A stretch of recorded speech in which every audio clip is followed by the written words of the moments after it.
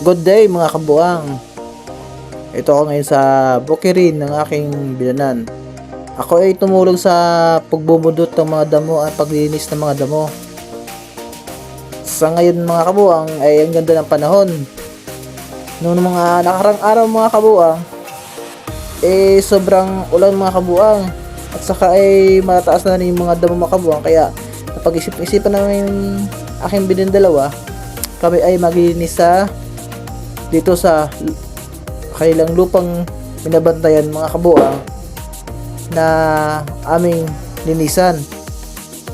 Tapos pagtapos namin linisan mga kabuang, ito ay aming tataniman ng mga ipinunla namin ng mga sitaw, talong at upo mga kabuang.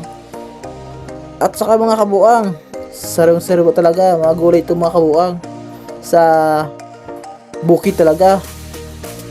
Makakain ka ng mga gulay na walang halong kimikal, mga kabuang, walang halong spray. At saka mga kabuang, sa panahon ngayon, sobrang mahal ng bilhin sa pamilihan mga kabuang. Kaya mga kabuang, kung gusto nyo, magtanim na kayo sa kanyang mga bakuran. Kahit wala kayong mga ganitong lupa na meron naman mga Wilkins na mga bottle na itatapon na, pwede nyo lagyan ng panim yung mga kabuang. Meron na kayong gulay na aanihin mga kabuang kapag magtatanim kayo sa inyong mga bakurang mga kabuang. Ito mga kabuang, ako'y naglinis, exercise rin sa aking sarili mga kabuang.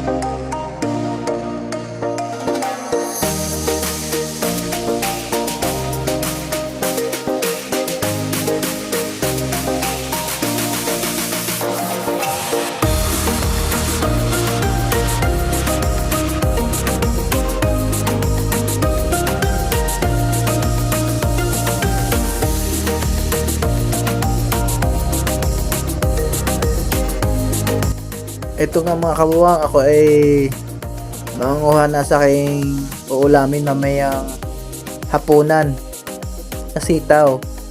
At saka ay mamimitas rin ako ng mga talbos na kamote dito sa aming taniman ng aking binan. At saka mga kabuang, meron silang mga malunggay dito na itinanim. Ito na rin isasama ko sa wan. At halo ako ng masarap na sardinas. Sardinas sa gabi. All the time, sardinas. Yan mga kabuang. Sariwang sariwat ng mga kabuang, pinipitas pa yan. Galing sa puno yan mga kabuang na sitaw. Lahat aking kukunin galing dyan sa itinanim namin ng aking biyanan mga kabuang.